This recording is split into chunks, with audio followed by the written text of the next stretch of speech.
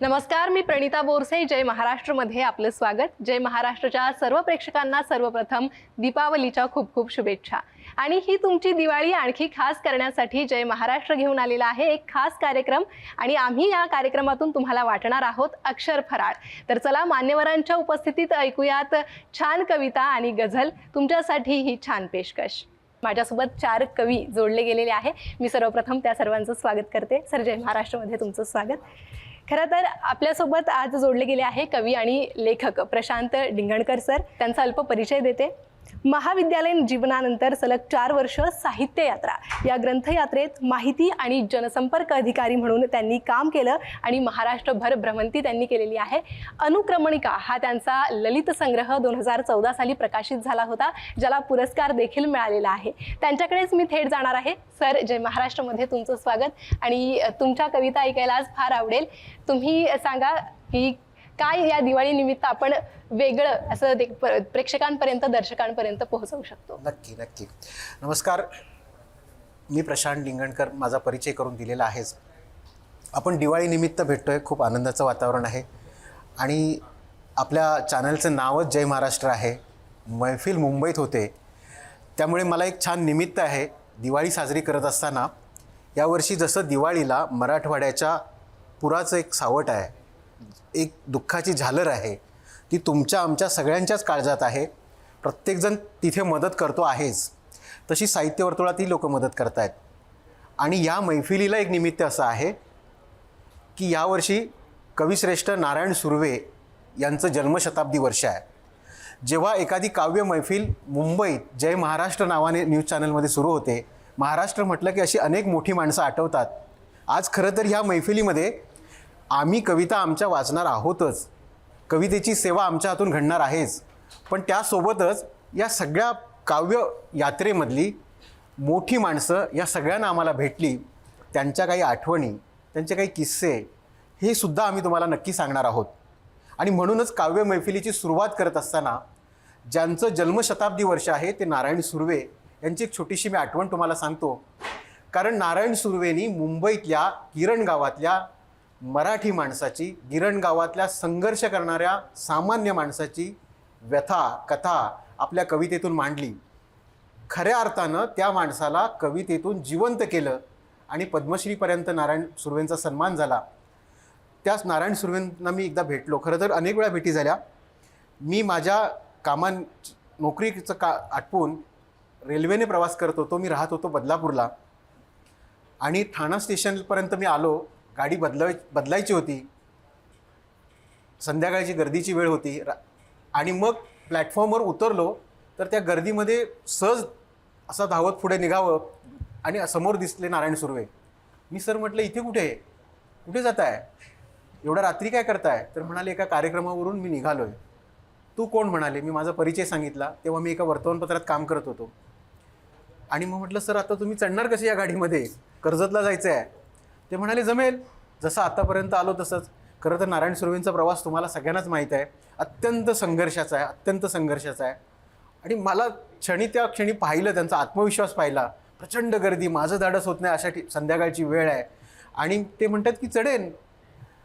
त्यांनी खरं तर म्हणजे हे सांगण्याचा गोष्ट किंवा विषय नाही, पण सेकंड क्लासची तिकीट होती त्यांच्याकडे आणि ते प्रयत्न करत होते.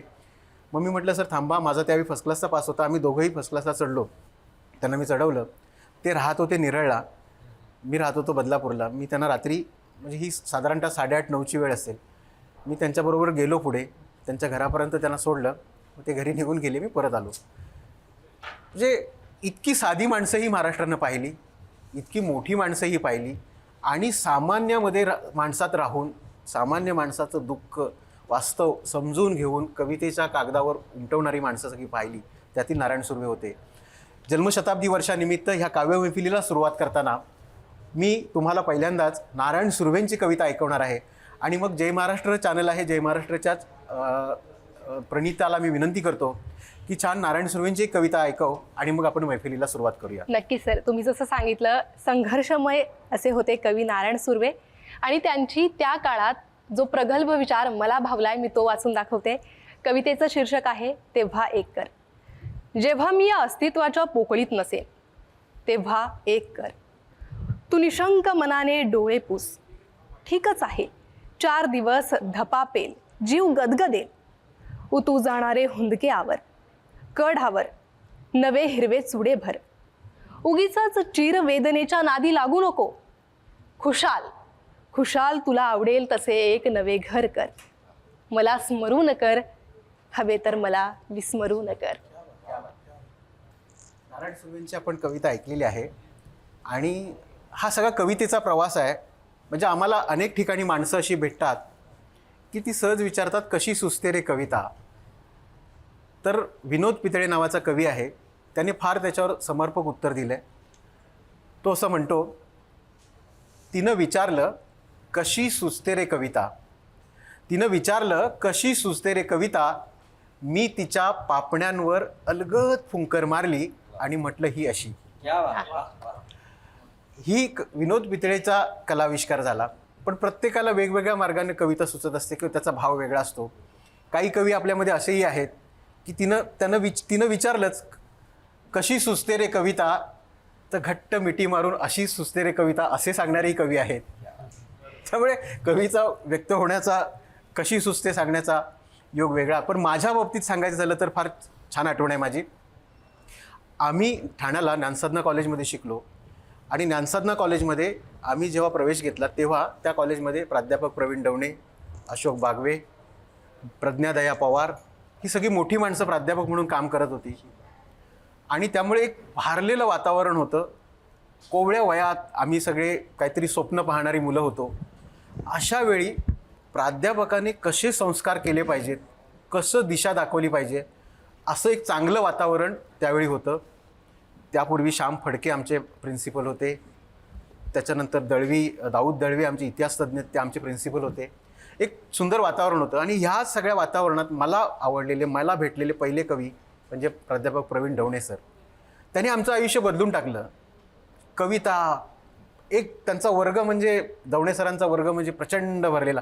म्हणजे असं आहे की इतर वर्गातील मुलं पण डवणे सरांच्या लेक्चरला इथे यायची, त्यांचं लेक्चर ऐकायची. असं एक प्रचंड भारलेलं वातावरण होतं. आणि त्याच सगळ्या वातावरणातनं खरं तर मला कुठेतरी कविता सापडली. शोधत होतो किंवा काहीतरी भेटायचा योग होता आणि त्याला निमित्त होतं डवणे सर. मला आज तुम्हाला मी हा किस्सा सांगण्याचं कारणच असं आहे की माझ्यासोबत आहे आदित्य प्रवीण डवणे आणि हा नव्या दमाचा मोठा कवी. मला खूप आनंद होतो की मी सरांकडून कविता शिकलो. आज त्यांचा चिरंजीव, खरं तर त्यांचा चिरंजीव ही त्याची ओळख नाही, स्वतः प्राध्यापक असलेला आदित्य. युद्धानंतर हा त्याचा काव्यसंग्रह नुकताच प्रकाशित झालेला आहे. त्याची दुसरी आवृत्ती राजहंससारख्या मान्यवर प्रकाशनाने ती प्रकाशित केलेली आहे. त्याची दुसरी आवृत्ती नुकतीच प्रकाशित झाली आहे. आणि तुझे माझे नाते सांग हा त्याचा कार्यक्रम, स्वतंत्रपणे तो कार्यक्रम करतो. स्वतः एकटा 1.5 ते 2 तास कविता तो वाचतो. इतका सुंदर कार्यक्रम तो करतो. महाराष्ट्रात सध्या लोकप्रिय आहे. जय महाराष्ट्राच्या दर्शकांसाठी मी मुद्दामहून आज आमच्या नव्या डवणे सरांना घेऊन आलेलो आहे. हेही प्राध्यापक आहेत, ज्यांच्याकडून कविता शिकलो ते डवणे सर आणि हे आता डवणे सर. ऐकूया आदित्यला. धन्यवाद प्रशांत. खरं तर सर्वप्रथम जय महाराष्ट्राच्या सगळ्याच दर्शकांना मनापासून शुभेच्छा. जय महाराष्ट्र. आणि दिवाळी तुमची अत्यंत भरभराटीची जाओ ही मनापासून सदिच्छा. दिवाळीचा माहोल आहे आणि मला असं वाटतं की महाराष्ट्रातलं किंवा जगभरातलं कुठलंही घर त्याची अगदी 24 तास दिवाळी केव्हा असू शकते, जेव्हा त्या घरामध्ये त्याची स्वतःची हक्काची आई असते. त्यामुळे आत्ता कवितेचा माहोल आहे, त्यामुळे आईचं स्मरण करणं म्हणजे देवाचं स्मरण करणं आहे असं मला वाटतं. त्यामुळे त्याच देवाचं स्मरण आपण करूया. आणि 4 ओळी आधी ऐकवतो आणि मग मला एक प्रश्न पडलाय प्रशांत बरेच दिवस, तो या कवितेच्या माध्यमातून ऐकवतो आणि मग आपले प्रेक्षक आणि तुम्ही सुद्धा त्याचं उत्तर तुमच्या मनात, तुमच्या टाळ्यांमधनं किंवा तुमच्या अश्रूमधनं द्यालच. ती हसली होती नभात पाहून थेट, ती हसली होती नभात पाहून थेट, ताऱ्यांना घडली भगवंताची भेट. ती हसली होती नभात पाहून थेट, ताऱ्यांना घडली भगवंताची भेट. ती रडली तेव्हा नभ होते कोसळले, ती रडली तेव्हा नभ होते कोसळले, तारेही वरती उल्का होऊन ढळले. ती आहे म्हणूनही जळात आहे प्राण. ती आहे म्हणूनही जळात आहे प्राण. सृष्टीला आहे नकळत याची जाण. ती आई असते, ती आई असते आयुष्याचा बिंदू. ती आई असते आयुष्याचा बिंदू. मायेचा आणिक हळवा साखर सिंधू. वा, मायेचा आणिक हळवा क्या साखर बात. सिंधू. प्रणिता, मला एक प्रश्न पडलाय, तो तुला सुद्धा पडला असावा आणि तो प्रेक्षकांना मला विचारायचा आहे. नक्की. मुक्तछंदातली कविता आहे दादा. आई दोन्ही मुठीत मीठ मोहरी तांदूळ पकडून. आई दोन्ही मुठीत मीठ मोहरी तांदूळ पकडून माझ्या भोवती ते फिरवत माझी दृष्ट दृष्ट काढते. काढते. आई दोन्ही मुठीत मीठ मोहरी तांदूळ पकडून माझ्या भोवती ते फिरवत माझी दृष्ट काढते. राखेचा अंगारा लावते, डोळ्यांना पाणी लावते, कानांवरती बोट मोडते. लहानपणापासून मी असा वेळोवेळी दृष्ट निघून. लहानपणापासून मी असा वेळोवेळी दृष्ट निघून पुन्हा नव्या नजरांसाठी सज्ज झालो आहे. वा वा वा. लहानपणापासून मी असा वेळोवेळी दृष्ट निघून पुन्हा नव्या नजरांसाठी सज्ज झालो आहे. पण आज तक मी आईची कधी कुणी दृष्ट काढताना पाहिले नाही. वा वा वा. पण आज तक मी आईची कधी कुणी दृष्ट काढताना पाहिले नाही. ही अशी नजर प्रूफ आई ही केवळ माझीच आहे की हा सगळ्यांचा अनुभव आहे. कोणास ठाऊक की हा सगळ्यांचा अनुभव आहे. कोणास ठाऊक.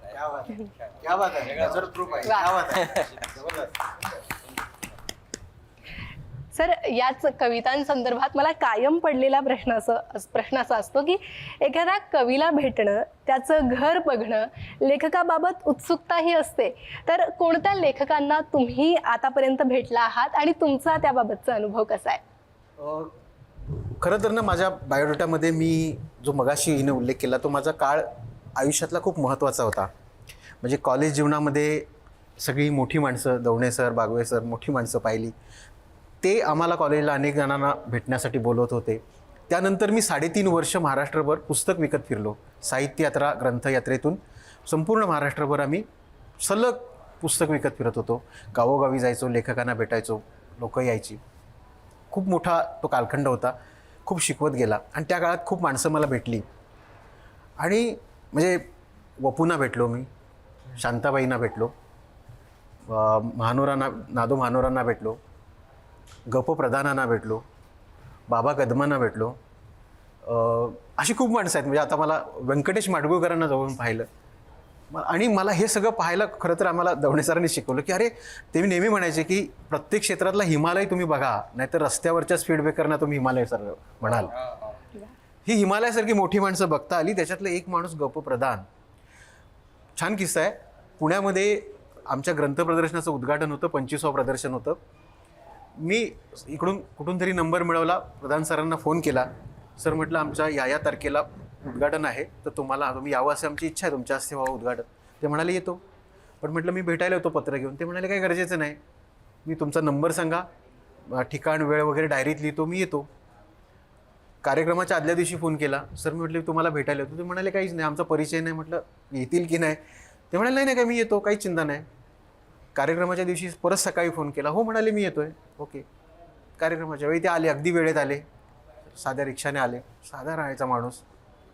आणि कार्यक्रम झाल्यानंतर त्यांना पुस्तक भेट दिलं आम्ही. कार्यक्रम झाला आणि निघताना मला म्हणाले लिंगणकर तुम्ही मला सोडायला चला. मला प्रश्न पडला की जो माणूस मला परिचयाचा काहीच परिचय नाही, कार्यक्रमाला अनाहूतपणे म्हणजे असं अपरिचित माणसाच्या कार्यक्रमाला अगदी निशंकपणाने आले, जाताना मला का सोबत जात आहेत. म्हटलं चला तुमच्याकडे गाडी आहे का. म्हटलं नाही आमच्याकडे आपण रिक्षाने जाऊ. रिक्षाने त्यांच्या घरापर्यंत गेलो. घराची इथे त्यांचा हात छान मऊ हात असलेला आहे, निर्मळ मनाचा, प्रेमळ माणूस. घराजवळ असं सोडलं वाड्याजवळ. म्हटलं सर मी निघतो. ते म्हणाले वरती चला, घरी चला. मला घरी घेऊन गेले, पाणी दिलं. मी दिलेलं पुस्तक जे आम्ही त्यांना भेट जे होतं त्याचा रॅपर फोडला, बघितलं, ते ठेवलं. आणि त्यांनी एक पुस्तक काढलं त्यांचं, त्याच्यावर त्यांची स्वाक्षरी केली आणि मला दिलं. हेही काय फार नवल नव्हतं. लेखकाच्या घरी गेलो, म्हणजे तो पाहण्याचा योग होताच. त्यांनी पुस्तक दिलं, तेही मला फार नवल, कारण लेखकाला भेटल्यावर पुस्तक आपण देतच असतो. मी खाली आल्यानंतर जेव्हा पुस्तक बघितलं, साता उत्तराची कहाणी पुस्तक त्यांनी दिलं, खाली आल्यानंतर मी पुस्तक पाहिलं, तर त्याची गंमत अशी होती की मी जेवढ्या रुपयांच्या किमतीचं पुस्तक त्यांना भेट दिलं होतं, तेवढ्याच किमतीचं पुस्तक त्यांनी मला परत केलं होतं. वा वा. महाराष्ट्राच्या विधान परिषदेत विरोधी पक्षनेते राहिलेले गपप्रधान सर, स्वतःचं आयुष्य साने गुरुजींप्रमाणे जगणारे, म्हणजे आपण पाहिलेले ते आपल्या पिढीचे साने गुरुजीच आहेत. स्वतःचं घरही नंतर साधना ट्रस्टला दिलं. म्हणजे इतकं मोठं दान दिलं तर दिलं. अहो, माझं मी एक दिलेल्या पुस्तकाच्या किमतीचंही दान त्यांनी स्वतःकडे ठेवलं नाही. अशी अत्यंत निर्मळ मनाची मोठी माणसं या महाराष्ट्रात झाली. आणि त्यातलं एक ही मला आठवण झाली म्हणून सांगितलं. आता आपण पुढे जाऊया. प्रधान सरांच्या या आठवणीनंतर मी आता आपल्या समोर घेऊन येतोय नवा कवी पांडुरंग जाधव. नवा याच्यासाठी कोकणच्या मातीतून आलेला आमचा हा कवी आहे. नैवेद्य हा त्यांचा कथासंग्रह आहे आणि गंध मोगरी हा काव्यसंग्रह आहे. कथा आणि काव्य ही अत्यंत दोन ऑड कॉम्बिनेशन आहे खरं तर, म्हणजे मराठीतलं. आता मराठीत सांगायचं तर ऑड, कारण ज्याला कविता येते त्याला कथा जमते असं नाही. तर ह्या दोन्ही फॉर्म हाताळणारे कवी पांडुरंग जाधव. ऐकूया पांडुरंग जाधव यांना. धन्यवाद प्रशांत सर. धन्यवाद जय महाराष्ट्र. आणि जय महाराष्ट्राच्या प्रेक्षकांना, दर्शकांना सर्वांना दिवाळीच्या शुभेच्छा. सरांनी खूप छान ओळख करून दिली. तर मी माझ्या वयाला साजेशा अशा कविता करतो. आणि हां हां कवी नेहमी तरुण असतो. कवी नेहमी तरुण असतो. तर अशीच एक कविता आज जय महाराष्ट्राच्या दर्शकांसाठी. कवितेचं शीर्षक आहे तू की कुठली आठवण तुझी. तर या डोळ्यांची दोन पाखरे, या डोळ्यांची दोन पाखरे वाट पाहती अशी कोणाची. कोण येणार भलत्या वेळी, कोण येणार भलत्या वेळी, तू की कुठली आठवण तुझी. भास सारखे अवतीभवती, भास सारखे अवतीभवती, व्यथा कोणाला सांगू माझी. कोण कळेना छळते आहे, तू की कुठली आठवण तुझी. मी कुरवाळत बसलो आहे, मी कुरवाळत बसलो आहे, नव्या जुन्या जखमांची यादी. मी कुरवाळत बसलो आहे, नव्या जुन्या जखमांची यादी. इतक्यात कुणी दारी येई, तू की कुठली आठवण तुझी. थकून मिटले डोळे आता, थकून मिटले डोळे आता, स्वप्नात दिसे तुझीच मूर्ती. थकून मिटले डोळे आता, स्वप्नात दिसे तुझीच मूर्ती. मिठीत विरते अशात कुणी, मिठीत विरते अशात कुणी, तू की कुठली आठवण तुझी, तू की कुठली आठवण तुझी. धन्यवाद. लेखक, कवी आणि पुस्तक यांचं नातं कसं असतं? कारण मी बघितलंय, वाचन आणि त्यानंतरच माणूस लिहू शकतो आणि कवी बनू शकतो असं कायम म्हटलं जातं. मग तेच मला तुमच्याकडून जाणून घ्यायचं आहे, सगळ्यांकडूनच जाणून घ्यायचं आहे की लेखक, कवी आणि पुस्तक हे नातं कसं असतं. छान चांगला प्रश्न विचारलास तू. पण त्याच्या अगोदर त्यांनी खूप चांगल्या याच्यावर आमच्या पांडुरंगाने प्रेमावर आणून ठेवलेला विषय आणि ती आले. तर आधी ते मध्ये एक मी लहान असताना, म्हणजे त्या वयात असताना एक नाटक आलं होतं. हे वयच असं असतं. त्याच्यामध्ये एक छान छोटे छोटे कवितेचे तुकडे होते. त्यातला एक तुकडा असा आहे, फूल कळी कोंब आणि पाकळी, फूल कळी कोंब आणि पाकळी, पाकळीनंतर काय. फूल कळी कोंब आणि पाकळी, पाकळीनंतर काय, सखी तुझ्या डोळ्यामध्ये दिसते मला गाय. वा वा वा. सखी तुझ्या डोळ्यामध्ये दिसते मला गाय. गाईसारखं एक टक बघत राहावंसं वाटतं, गाईसारखं एक टक बघत राहावंसं वाटतं, कारण हे वयच असं असतं, कारण हे वयच असं असतं. तर हे त्या वयाचं तुम्ही आणलं म्हणून, कारण ते शेवटी कवीचं वय नसतं पुन्हा तिथे. तू चांगला प्रश्न विचारलास की कवीचं आणि पुस्तकांचं नातं कसं असतं. तर ह्या प्रवासातनं एक मला छान तोही किस्सा मी तुला सांगतो. आम्ही परभणीला प्रदर्शन करणार होतो. हॉल ठरला, आम्ही गेलो, पुस्तकं सगळी मांडणीचं काम चाललं होतं. आदल्या दिवशी उद्घाटनासाठी नेहमीप्रमाणे कार्यक्रम असायचा, आम्ही साहित्यिकांना बोलवायचो. आणि इंद्रजित भालेराव माझे आवडते कवी, आणि त्यांचा तेव्हा परिचय नव्हता माझा. मी पहिल्यांदा त्यांना भेटणार होतो. फोन केला, ते म्हणाले येतो उद्घाटनाला. आम्ही साधारणतः गेल्यानंतर ते पुस्तकाची प्रदर्शनाची मांडणी केल्यानंतर दुसऱ्या दिवशी 2 दिवसानंतर प्रदर्शनाचं उद्घाटन असायचं.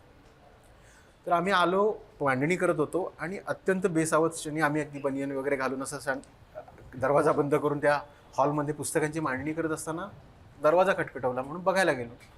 तर गॅपमधूनच मी म्हटलं, अहो आज नाही प्रदर्शन, अजून 2 दिवसानंतर सुरू व्हायचं आहे. ते म्हणाले, अरे मी इंद्रजित भालेराव. तर मी थोडा गडबड झाली माझी. मग मी दरवाजा उघडला, म्हटलं सर आज नाही, मी तुम्हाला म्हटलं माझी तर म्हटलं सांगण्यात तर गडबड नाही झाली, उद्घाटनाला आलात की काय तुम्ही? ते म्हणे, अरे नाही तुम्ही रिलॅक्स, मी आलो आहे.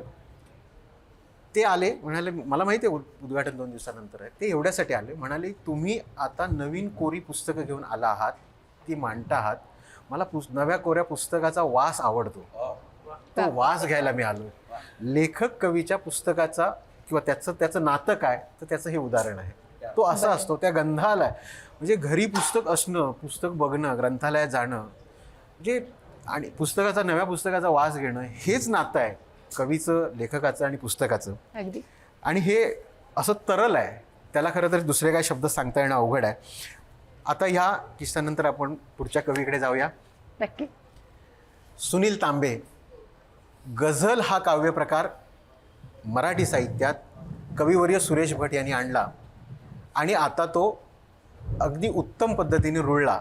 अनेक गझलकार लिहिते झाले, नवनवीन गझलकार लिहित आहेत. भीमराव पांचाळे यांनी या गझल कारव्याला एक वेगळा आयाम दिला आणि मराठी रसिकांपर्यंत गझल पोचवण्यासाठी संपूर्ण महाराष्ट्र नव्हे तर जिथे जिथे मराठी माणूस आहे तिथपर्यंत पोचले. रसिक श्रोते हो, प्रेक्षक हो, तुम्हाला मला सांगायला आवडेल या गझल कारव्याच्या पांचाळेंच्या, आदरणीय भीमराव पांचाळेंच्या दादांच्या गझल कारव्याच्या जेव्हा आता 50 वर्ष झाल्याच्या निमित्तानं आणि त्यांना लता मंगेशकर पुरस्कार मिळाला शासनाचा, तेव्हा जेव्हा सन्मान झाला तेव्हा त्या सन्मान सोहळ्याला मीही होतो. त्यांची जेव्हा चित्रफीत दाखवली गेली त्या चित्रफितीचं टायटल होतं, हेडिंग होतं, श्वास गझल. हे काय आहे श्वास गझल? का श्वास गझल असं नाव दिलं गेलं? त्याचं कारण असं आहे की भीमराव पांचाळेंनी ज्या सुनील तांबेची गझल गायली ती गझलच श्वास गझल आहे. आणि गझल म्हणजे काय, आणि जसं मगाशी तू विचारलंस पुस्तकाचं आणि माझं नातं काय, तसं गझलेचं आणि गझलकाराचं नातं काय, रसिकाचं नातं काय, हे सांगणारी गझल सुनील तांबेनी लिहिली. गझला अनेकांनी लिहिल्या आहेत, पण गझल काय सांगणारी गझल जी लिहिली ती सुनील तांबेनी लिहिली. मी सुनीलला विनंती करतो की श्वास गझल. धन्यवाद प्रशांत.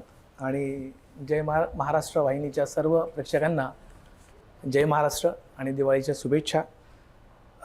प्रशांतने सांगितलं त्याप्रमाणे आता श्वास गझल हीच गझल मी आपल्या समोर सादर करतो. या गझलेच्या अगोदर काही रुबाया घेतो 2-3 आणि ह्याच्यामध्ये एक नवीन रुबाई पण मी त्याची भर घातली आहे. तर प्रशांत तू पण पहिल्यांदा ऐकशील. रुबाई अशी आहे, तरन्नुममध्ये पेश करतो. साध्याच माणसांच्या दुनियेत शोध मजला, निर्व्याज भावनांच्या पुनवेत शोध मजला. जेव्हा नसेल माझे अस्तित्व या ठिकाणी, तेव्हा जगा जीवाच्या गझलेत शोध मजला. श्वास गझल. आणखी एक रुबाई बघा. मन मधुकर मकरंद गझल, मन मधुकर मकरंद गझल, आयुष्याचा छंद गझल, बाधा हरते दुःखाची, आनंदी आनंद गझल. श्वास गझल, श्वास गझल. एक नवी रुबाई याच्यात. शब्द फुलांचा गंध गझल, शब्द फुलांचा गंध गझल, एक नशा बेधुंद गझल, हृदयाची निर्मळ भक्ती वाततेवती मंद गजल वा. श्वास गजल. बघा आणखी एक रुपये. प्रेमाचा अधिवास गजल, प्रेमाचा अधिवास गजल, त्याची भावे जास गजल. क्या बात आहे. रसिकांसाठी नजराणा. जय महाराष्ट्र वाहिनीच्या रसिकांसाठी नजराणा, एक जीवाची खास गजल. वा वा. बघा गजल. श्वास गजल, श्वास गजल, निश्वास गजल, जगण्याचा विश्वास गजल. श्वास गजल. आठवणींची पुनवजशी, आठवणींची पुनवजशी, आठवणींची पुनवजशी, हृदयाचा मधुमास गजल. क्या बात आहे. हृदयाचा मधुमास गजल. श्वास गजल. ललनेचा, ललनेचा जुलमी नखरा, क्या बात आहे. ललनेचा जुलमी नखरा, ललनेचा जुलमी नखरा, अहो ललनेचा जुलमी नखरा, ललनेचा जुलमी नखरा, हाय गुलाबी फास गजल. वा. जीव क्या बात जीव आहे. जीव जीव गुलाबी फास गजल. श्वास गजल. शेर बघा एक. द्वेषाची दुनिया बदले, द्वेषाची दुनिया बदले, द्वेषाची दुनिया बदले, माणुसकीचा ध्यास गजल. क्या बात आहे. क्या बात आहे. माणुसकीचा ध्यास गजल. श्वास गजल. आता दिवाळी आहे. दिवाळी म्हणजे दीपोत्सव, प्रकाशाचा सण असं पण म्हणूया. त्याच्यासाठी एक शेर आहे. ज्ञानाचा नितदीप जळे, ज्ञानाचा नितदीप जळे, ज्ञानाचा नितदीप जळे, दूर करी तिमिरास गजल. क्या बात आहे. दूर करी तिमिरास गजल. श्वास गजल. आणखी एक शेर बघा. भेटीसाठी झुरते मन, भेटीसाठी झुरते मन, भेटीसाठी झुरते मन, अहो भेटीसाठी झुरते मन, सजणीचा सहवास. क्या बात, क्या बात. गातील, क्या बात गातील, आहे. गातील. सजणीचा सहवास गजल. श्वास गजल. बघा थोडा वेगळा शेर आता. अच्छा. तगमग होते नवरीची, तगमग होते नवरीची, तगमग तगमग नवरीची, अहो तगमग होते नवरीची, माहेराची आस गजल. वा. गजल. वा, वा, वा. जीव, जीव. माहेराची जीव, जीव. आस गजल. श्वास गजल. श्वास गजल. शेवटचा शेर. जाळत हसते जहर जीवा, जाळत हसते जहर जीवा, जाळत हसते जहर जीवा, दंशांचा इतिहास वा वा वा. क्या बात आहे. दंशांचा इतिहास इतिहास गझल श्वास गझल निश्वास गझल जगण्याचा विश्वास गझल श्वास गझल श्वास गझल. धन्यवाद. धन्यवाद. आणि या कार्यक्रमामध्ये गझल आणि कवितांचा ओघ असाच सुरू राहणार आहे. तुर्तास वेळ झाली एका छोट्याशा विश्रांतीची.